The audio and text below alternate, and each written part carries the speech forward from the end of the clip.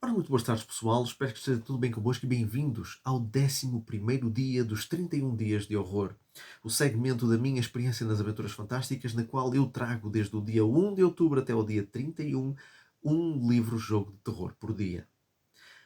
E hoje, sendo o dia 11 de outubro, vai ser uma coisa diferente, vai ser algo especial. Porquê? Porque é o meu aniversário. E então eu decidi, em vez de eu trazer um livro-jogo publicado de terror, porque é que eu não apresento um trabalho meu? Basicamente, este livro-jogo que eu vou apresentar hoje não foi publicado ainda. No entanto, tornou-se na minha primeira experiência como livro-jogo, não é? Como escrever, como escrita de um primeiro livro-jogo em inglês. Claro que isto não foi o meu primeiro livro-jogo, porque este foi escrito depois de eu ter lançado o meu primeiro livro, mas basicamente esta pequena experiência, não é? Esta experiência curta surgiu quando eu soube da existência de um concurso anual que é chamado Lindenbaum Prize for Short Game Book Fiction, que basicamente é uma competição em que autores de livros-jogos, não é? Ou autores, escrevem um livro-jogo com o máximo de 100 referências, ou 100 parágrafos numerados, ou 100 páginas, como quiserem chamar, e depois competem para ver quem é que ganha o prémio. Podem ser livros-jogos experimentais, podem ser livros-jogos já baseados em sistemas eh, que já tenham sido publicados, pelo menos pelos próprios autores, mas um requisito é que não sejam trabalhos já publicados previamente. Portanto, eu vi e achei uma boa oportunidade para não só treinar o meu inglês, mas também abordar um tema ou um género diferente, que é terror. E neste caso seria terror Lovecraftiano, ou seja, aquele terror mais cósmico. Portanto, esta foi a minha primeira tentativa na criação de um livro-jogo de terror. E esse livro-jogo é, e eu peço-vos desculpa, não tenho uma versão física ainda deste livro, mas basicamente eu tenho aqui no telemóvel, no meu telemóvel, portanto, esse livro é muito difícil de pôr aqui. Deixem-me só reduzir aqui a luminosidade e se chama The Eldritch Key.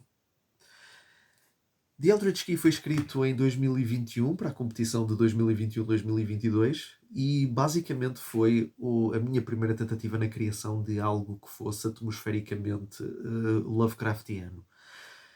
No entanto, não é baseado em nada que H.P. Lovecraft tenha escrito. Tem apenas uma inspiração nos próprios temas de horror cósmico e sociedades secretas e algo desse género, mas com uma componente de fantasia, porque é aquilo que eu basicamente escrevo, é fantasia medieval, mas num setting completamente diferente, embora seja no mesmo mundo que eu criei no meu primeiro livro-jogo. No meu primeiro livro-jogo a história passa-se numa determinada zona e no The Eldritch Key esta história passa-se numa zona completamente diferente. Qual é a história do Eldritch Key? Basicamente, a nossa personagem é um ladrão ou um assassino, dependendo do tipo de habilidades que depois nós podemos escolher, que faz parte de uma guilda de ladrões chamada Web, que é traduzida aqui como teia. Os membros são chamados de Spiders, ou seja, aranhas, e basicamente as missões podem variar entre roubar alguma coisa, matar algum alvo, o que quer que seja que eles consigam fazer, e existe sempre uma taxa de sucesso muito elevada. A história passa-se numa ilha chamada Anarchan, que é uma ilha que está praticamente isolada de todo o mundo por causa de uma grande guerra que aconteceu nessa mesma localidade que isolou a ilha de tudo o resto e, pronto, e condenou aquilo praticamente a um cenário bastante pós-apocalíptico no qual a sobrevivência do mais forte é sempre tida em conta.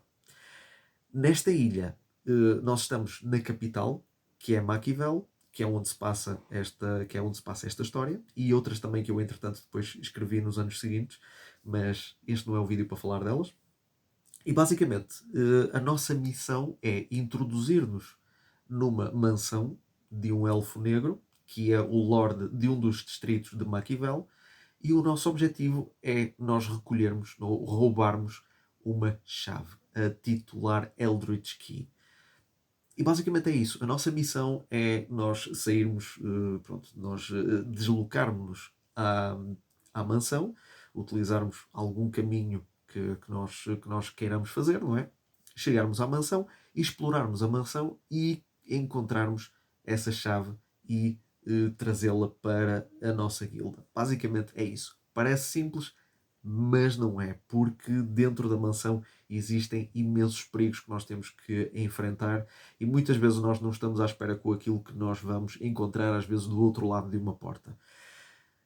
Em termos de jogabilidade, esta história, ou melhor, este livro, em termos de jogabilidade, foi bastante experimental, mas depois eu acabei por usá-la nos livros-jogos seguintes.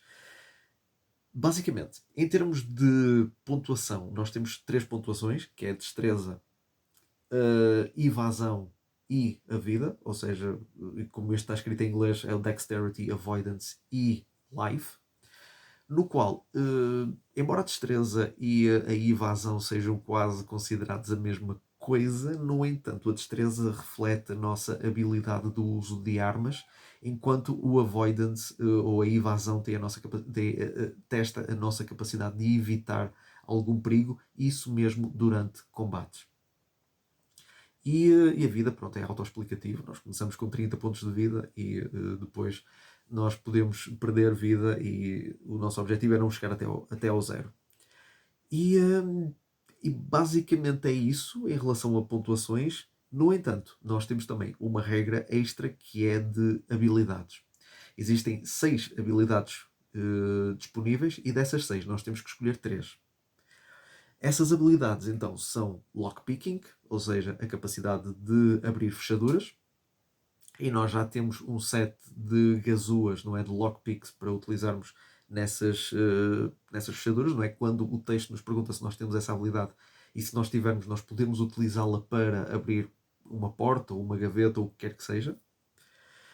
Nós temos Slay of Hand, que em português é traduzido como prestidigitação, ou seja, a nossa capacidade de fazer mover ou desaparecer coisas com as nossas mãos. Portanto, a habilidade perfeita de um ladrão.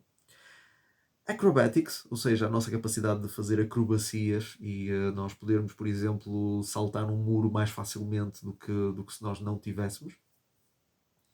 Shadow Merge, a nossa capacidade de nos fundirmos quase com as sombras e ficarmos mais facilmente escondidos e não sermos detectados tão facilmente. Dark Vision, que para quem joga Dungeons and Dragons sabe perfeitamente o que é que isto significa. Significa a capacidade de ver no escuro. E Clean Kill, que é a capacidade de matar rapidamente o nosso alvo, desde que não seja em combate. Portanto, basicamente, se nós estivermos a espiar alguém e se achamos que podemos ou queremos matar essa pessoa, nós podemos utilizar essa habilidade Clean Kill. Depois, nós temos também a capacidade de nós equiparmos a nossa personagem com armas ou peças de vestuário, não é? Que podem aumentar as nossas pontuações de destreza e evasão. Portanto, durante a aventura nós podemos encontrar capas, podemos encontrar botas, podemos encontrar armaduras, não é? Não convém que sejam armaduras muito pesadas, não é? Podemos encontrar armas que nós podemos utilizar e tudo isso vai aumentar a nossa capacidade de destreza, a nossa capacidade de evasão e também, dependendo da arma que nós usamos, nós podemos infligir uma determinada pontuação de dano no nosso adversário. Ou seja, cada arma tem uma pontuação de dano e se nós conseguirmos atingir o nosso adversário, é esse dano que nós infligimos. Basicamente o que acontece é o combate é feito da seguinte forma. Eu vou explicar aqui mais ou menos.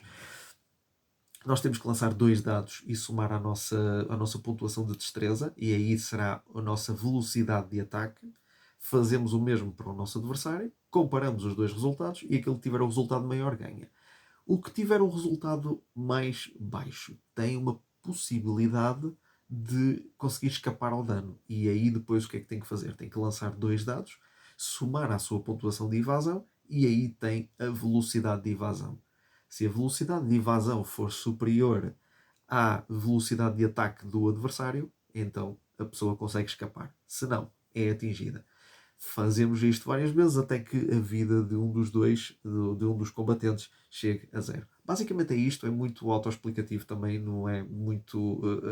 Não é um sistema de combate muito complexo. No entanto, compreendo que às vezes acaba por ser um bocadinho mais monótono, porque para além da rolagem dos dados para a velocidade de ataque, nós também temos depois de rolar para testar a capacidade de evasão dos combatentes, o que faz com que haja ali.